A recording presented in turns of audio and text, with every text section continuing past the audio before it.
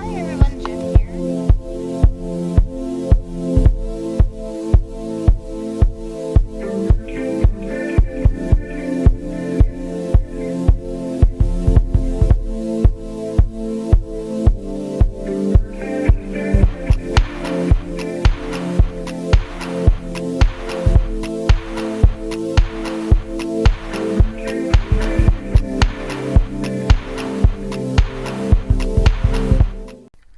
Hi everyone, Jen here. I just wanted to kind of do a little sit down kind of journey to diagnosis slash story time of how I come to the conclusion or the diagnosis of me having ankylosing spondylitis. I did have a couple of questions on that, and people were wanting to know what route I had to take to get to my diagnosis, because it did take me a long time. I think I mentioned in my first vlog that it was about a 2-year journey for me to actually come to this diagnosis. So I wanted to kind of just have a sit down and explain exactly what I kind of went through to come to my diagnosis. You'll probably see I'm sitting in front of a kind of a little picture area that has like Dave and Mai's wedding book, a picture of us, our honeymoon cruise picture, our little ears, and our cake topper. It's our 6-month anniversary today, so we're going to be going out tonight, having some dinner and going to a movie. We're actually going back to the first restaurant that we had our first ever date at together, where we met each other. So it's kind of a nice little anniversary, half-year anniversary date planned out for tonight. So that's why I'm kind of done nicely today. I figured I would get my makeup done, shoot the video, and then we'll be ready for later on tonight when we're ready to go out. So without further ado, let's get into the video. So what happened for me to start noticing that there was something wrong? In November of, I think it was 2015, I had fallen down the stairs in my house. So it was the fall, all summer when we had moved into this place. I hadn't really been wearing socks, so I was going up and down the stairs barefoot, no issues. And what happened was these stairs had like a glossy black paint on them. So the minute I put socks on, I was going down in the morning, I had my hands full of laptop, iPad, phone, all my work stuff, stepped on the first step and just slid right off of it, tumbled head over heels down the stairs. Had to get some work done on my laptop and my phone and everything from that, but Dave ran downstairs because he was still in bed. I had one of my cats jumping on me to make sure I was okay, so that was Pussycat, the big black and white fat one. And the other cat, Skoggy, was so freaked out that when we actually got back from the hospital 8 hours later, we found that he had jumped behind the stove and got stuck, wedged behind the stove, between the wall and the stove. So poor little guy was just as sore as I was, so he ended up spending the whole next day, or next 2 days, with me in bed. So needless to say, I fell down the stairs, ended up in hospital. They took a bunch of x-rays, everything, nothing was broken. I was just battered and bruised. Moving forward from there, I felt fine, but like a month or so after that, I started getting joint pain, and I was wondering if it was due to the fall. So I kind of just didn't pay any heed to it. It was started with my wrists, which kind of made sense for me falling. I was holding my wrist out in front of me to try and stop myself from falling. So wrists started hurting. From there, progressively, it went to my knees. My knees already, I had some knee issues, but it was a lot worse than what they usually were. So I kind of was wondering if it was just my knee issues getting worse with age, or was it something new? And then it went to my ankles, which was kind of weird. Driving, I would have to crack my ankles because they would start to seize up on me. And then it went to my shoulders, and it went to my hips. And at that point, I'm like, okay, this is not something that's normal.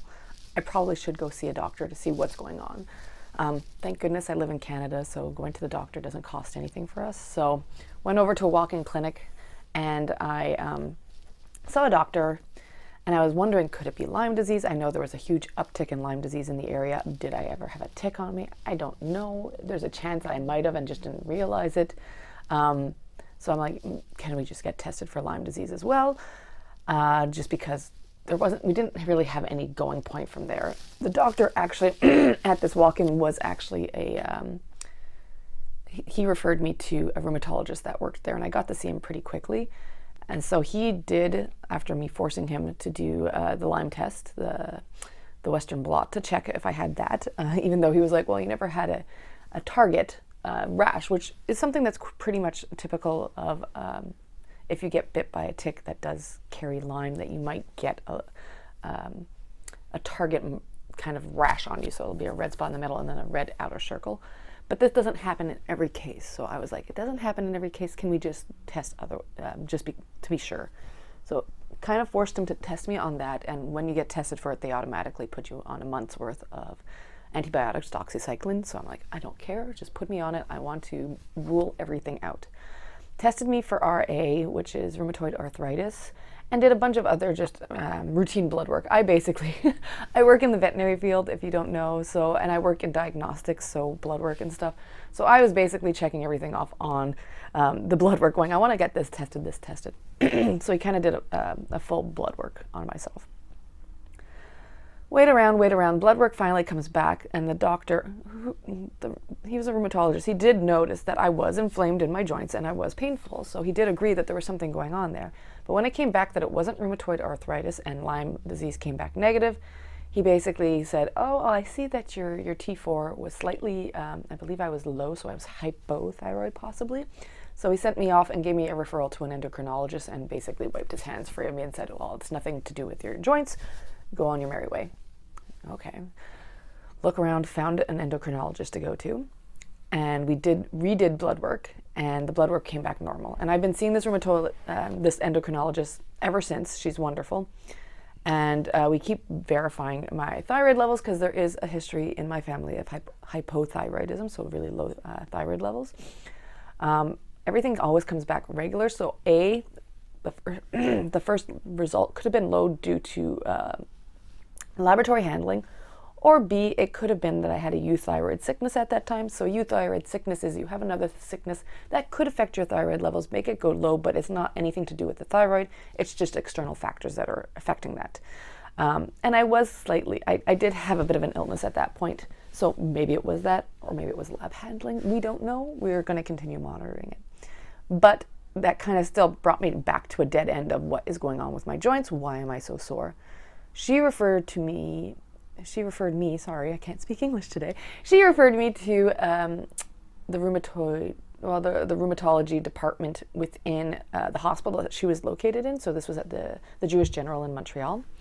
And I was able to get an appointment there and started my process all over again, seeing someone within that department. This doctor, she was newer, she was going to be changing hospitals in a bit, so she said, I'll take you on and eventually you'll get transferred over to one of our main rheumatologists, and we'll see where we go from there, if it needs to be followed up or not, but we'll do some testing. So she did some further testing on me, and just even a physical exam. She started like poking and prodding and seeing where I was sore, and she asked questions like, oh, are you sore here? And one of the questions that I remember clearly was she asked me if I was sore on my ribs. And I'm like, well, no, not really. Like at the end of the day, yes, it feels great to take your bra off, but, and I think any woman could attest to that, but I didn't particularly feel like I was sore on my ribs. And she's like, well, let's just do a little test to see. And there was just basically poking you into the ribs, and it hurt so bad. I'm like, oh my gosh, I never realized I was sore on my ribs. I was so focused on the other joints that I didn't realize my ribs were sore. And she's like, oh, this is giving me an inkling of where we need to go forward with. From there, she sent me to radiology to get 27 x-rays taken. And even the x-ray technician was like, this is a lot of x-rays to take. I'm like, I think she just really wants to cover her bases.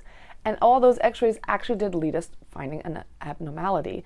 From there, she's like, well, it's not concrete, so we're going to send you for an MRI to verify. So I went for an MRI, got that verified, and it came back that yes, that was what her inkling for the pain within the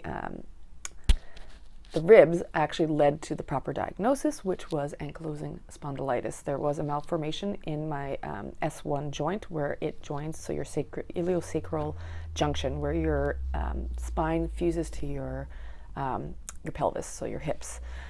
There was a malformation there, and this is quite indicative of people having ankylosing spondylitis. There can also be a genetic factor within it, so they did test me for that. I didn't come back with the gene that they were testing for, so it wasn't a positive result on that, but there is 10% of the population that does have ankylosing spondylitis that does not have that gene, and they also agree that they don't know all the genes that are involved in it, so this is why they're like, don't worry about that coming back negative. You do have ankylosing spondylitis.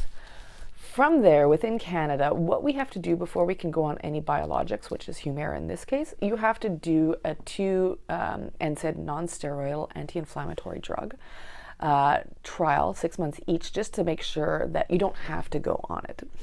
So I started off with naproxen. So basically it's Aleve. It was a higher dose of Aleve. I didn't really get any results whatsoever from that. So we went over to Celebrex. I did have some side effects from Celebrex, but it helped a bit. The doctor still felt it was probably my best bet to move forward to start on Humira. So we did all the paperwork. I've been on Humira now for over a year. I do see that it's completely eliminated any stiffness, because one of the main side effects, so I do have joint pain, but what happens is when you wake up in the morning, you are super stiff. It hurts to move. Like you feel like you're kind of stuck in very like frozen water. It's hard to move. It's sore to move. So it's gotten rid of all of that stiffness in me. I still have joint pain, which is why on top of the Humira, I'm also taking the Celebrex to help with pain.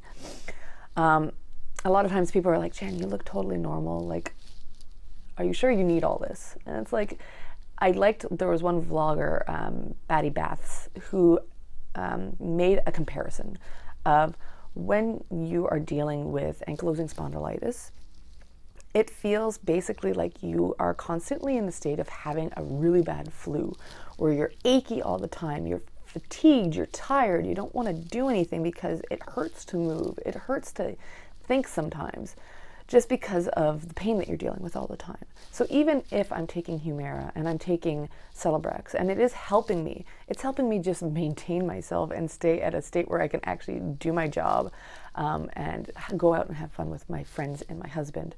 Because otherwise I'd probably just be in bed all the time, curled up in a ball. And then there's some good days, and then there's some bad days. And some of those bad days, it's just you take a hot shower, you try and loosen up a bit, you take your pain medications, you do what you can just to feel good.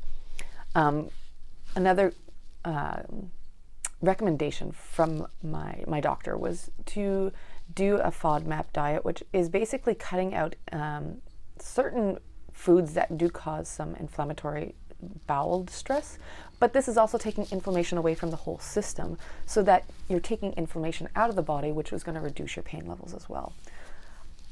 Another key factor when dealing with this is you want to keep active, because the more you move, the less stiff you're going to be, and it does help like with the pain factor. There's some days like just thinking about moving or going to the gym, forget about it. It's not going to happen that day. But other days, like I really want to start doing more yoga, stretching to help with these back. And you can even see my posture is really not good because my back hurts today. It's been a pretty crappy week for me pain-wise, that I've been pretty achy. So today was a day that I was one of the first nights this whole week that I actually slept the whole night, so it was nice. And that's another thing, like when you're dealing with chronic pain, you're going to be dealing with chronic fatigue because you're always in a state of being tired, because you're always dealing emotionally, physically, mentally with this pain. But it also affects you physically with sleep cycles. I had a Fitbit, so my husband and I were like just comparing our Fitbit sleep results, and we noticed that he sleeps all night super well, and I'm up and down all night. So that's why, like, he doesn't need as much sleep as I do. He can function off 5 hours of sleep and he's ready to go, where after 8 hours I might have had maybe 3 hours of good sleep. So it makes sense to us now why I'm always cranky in the morning. And he's like, well, I got so much less sleep than you, why are you so tired? We can see why there's those issues. So I hope like my story time kind of helps you guys. Don't feel bad if you don't have answers right away. It takes time. You're going to have to kind of go through the motions and try and follow any little paths that come up, because a lot of times you might hit a dead end. Don't feel bad. Just keep moving forward. Don't let the medical system tell you, no, everything's fine with you. Keep pushing. You know yourself the best because you are you. You know what you're feeling. No one else knows what you're feeling. So if people are telling you, oh, no, don't worry, it's just something to deal with, something to live with, don't take that as a final answer. Keep pushing, keep moving forward to kind of get what you need to live your best life. So I hope that this helps everyone who's been watching. If you have any questions, feel free to leave a question or a comment down below. I love to reach out to you guys and answer them. Like always, please hit that subscribe button and that bell notification to let you know when I upload. I always try and upload every Sunday, and I hope you guys have a great week. Take care, and I'll see you next week. Bye.